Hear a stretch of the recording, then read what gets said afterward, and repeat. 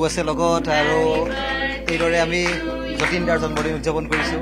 খালি বয়সটো দিয়া আছে, সেই বয়সটো দিয়াৰ কাৰণে অলপ কৈ দিওঁ নেকি এবাৰ যদি অ দাদা কি গিফ্ট দিছে? অলপ মই জোকাও পাপা এইজটোৰ কাৰণে অলপ বেয়া পায়, কিন্তু এজটো ক'ব মানা কৰি দিছে, কৈছে দীপাংকৰ এজটো নকবি।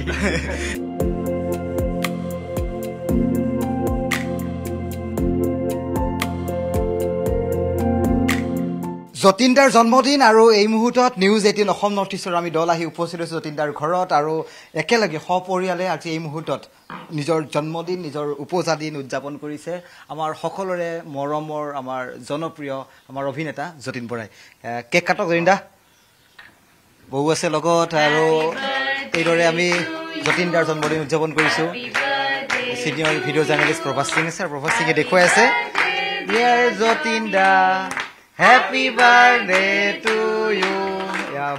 বুক কেক খুৱাই দিছে আৰু প্ৰতি বছৰে এইদৰে সপৰিয়ালে তেওঁলোকে এই বিশেষ দিনটো উদযাপন কৰে, ঘৰত পূজা পৰ্বৰ অনুষ্ঠান তেওঁলোকে অনুষ্ঠিত কৰে আৰু মই পোনে পোনে যতীন দাক জন্মদিনৰ শুভেচ্ছা জ্ঞাপন কৰিছোঁ। কেনেকুৱা আজি কি আয়োজন? আজি নিউজ 18ৰ সমূহ শ্ৰোতালে দৰ্শকলৈ মই ধন্যবাদ জনাইছোঁ। আজি মোৰ জন্মদিনত আপোনালোকে আহি অসমৰ ৰাইজক এই আমাৰ এই পৰিৱেশটো টেলিকাষ্ট কৰি পেলাই মোক শুভেচ্ছা দিছে বহুতেই মই পাইছোঁ আজি ৰাতিপুৱাই। খালি বয়সটো দিয়া আছে, সেই বয়সটো দিয়াৰ কাৰণে অলপ কৈ দিওঁ নেকি এবাৰ যদি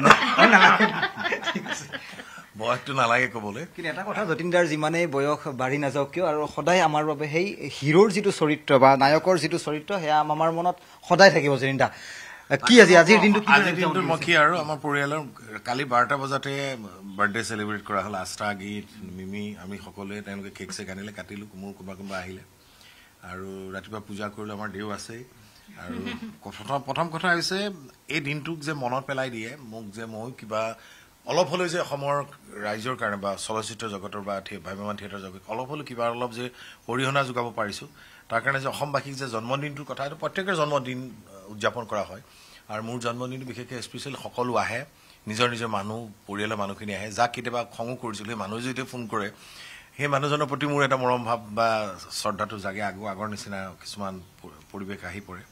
বিশেষ একো নকওঁ, জন্মদিনটোত বহুত মই দুগুণ উৎসাহেৰে কাম কৰিম।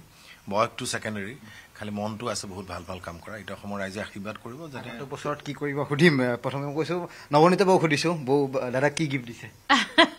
এইবাৰ তেনেকুৱা বিশেষ গিফ্ট একো দিয়া নাই, কাৰণ যতীনে ক'লে যে যিহেতু আজি দুদিন আগতে এটা খুব মৰ্মান্তিক ঘটনা আমাৰ দেশত হৈ গ'ল, গতিকে যতীনে ক'লে যে এইবাৰ তেনেকৈ আগৰ নিচিনাকৈ এইবাৰ বাৰ্থডে উদযাপন নকৰোঁ, ঘৰতে পূজা এভাগ সত্যনাৰায়ণ পূজা এভাগ পাতিলোঁ আৰু তাৰপিছত এতিয়া ঘৰতে থাকিম সন্ধিয়া, হয়তো কোনোবা পৰিয়ালৰ মানুহ বা কোনোবা যদি শুভাকাংক্ষী আহে, কিন্তু আমাৰ তেনেকুৱা বিশেষ এবাৰ কোনো পৰিকল্পনা বা প্লেনিং নাই যে বাৰ্থডে। খালোঁ, আইটেম বহুত আছে ইতিমধ্যে, প্ৰসাদ ঠিক একেদৰে পায়স ভোগ আমি খালোঁ আৰু বহু আয়োজন আছে।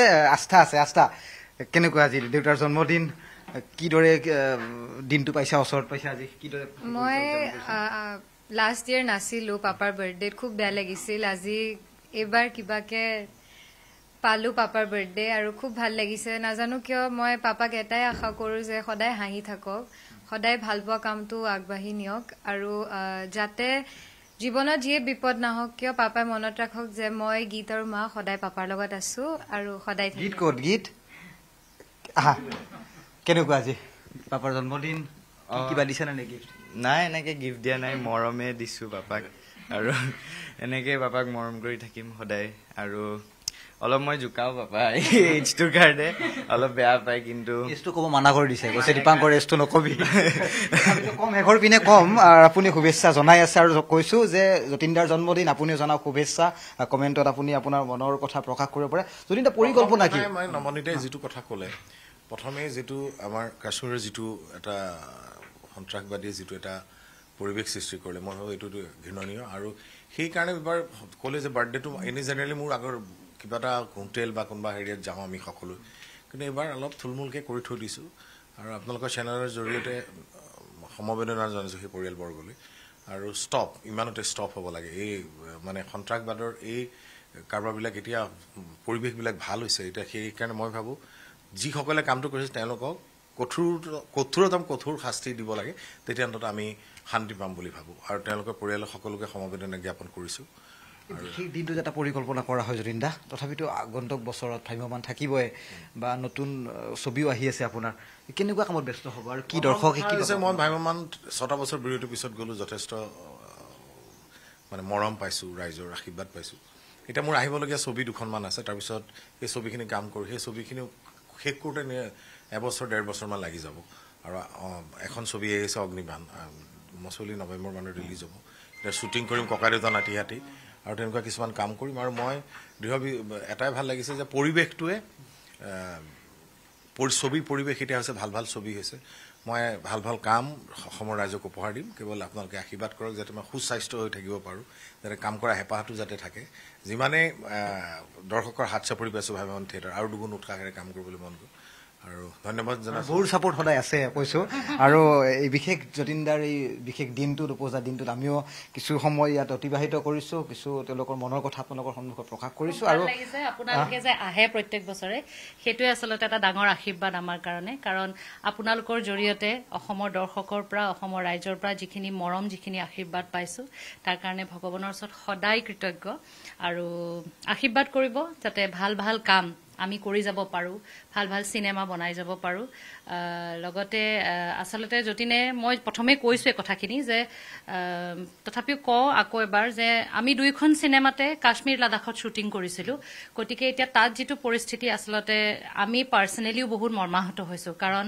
সেই জাগাবিলাকৰ লগত আমাৰো বহুত স্মৃতি সোমাই আছে বহুত চিনেমাৰ শ্বট আমি সেইবিলাক জাগাত লৈছোঁ যতীনে মই ইনফেক্ট কথা পাতিয়ে আছোঁ তাৰ মানুহখিনিৰ লগত যিখিনি আমাৰ লাইন প্ৰডিউচাৰ আছিলে যিখিনি ড্ৰাইভাৰ আছিলে কাৰণ আমি নিজে গৈ তাত দেখিছিলোঁ যে তেওঁলোকৰ লাহে যেতিয়া টুৰিজিম ডেভেলপ হৈছিলে তাহাঁতৰ লাইফষ্টাইল সলনি হৈছিলে গতিকে ভগৱানৰ ওচৰত প্ৰাৰ্থনা কৰিছোঁ যাতে অতি সোনকালে সেই আগৰ কাশ্মীৰৰ দিনখিনি ঘূৰি আহে আৰু মানুহে ভয় কৰিব নালাগে সেইখন আমাৰ কাশ্মীৰ আমাৰ ভাৰত গতিকে আমাৰ বস্তু কেতিয়াও আঁতৰি নাযায় আমি যাতে সকলোৱে আমি একগোট হৈ পেলাই আমি এতিয়া ভাৰতীয়সকল একগোট হোৱাৰ সময় আৰু এতিয়া আমি শক্তি প্ৰদৰ্শন কৰা সময় আচলতে শত্ৰুপক্ষৰ যুদ্ধৰ দামাবা বাজিছে আৰু গতিকে সময় সমাগত আমিও শত্ৰুপক্ষক আমাৰ শক্তি আমি প্ৰদৰ্শন কৰিব লাগিব গতিকে যতীন দাৰ ঘৰত আছোঁ যতীন দাৰ জন্মদিনৰ কিছু পৰিৱেশ এই মুহূৰ্তত আপোনালোকক দেখুৱাবলৈ যত্ন কৰিছোঁ ধন্যবাদ আপুনি বিচৰা বাতৰি পাব কেৱল নিউজ 18 এপত নিউজ 18 এপ ডাউনলোড কৰিবলৈ স্কেন কৰক এই QR কোড গুগল প্লে ষ্টৰতো পাব এই নিউজ 18 এপ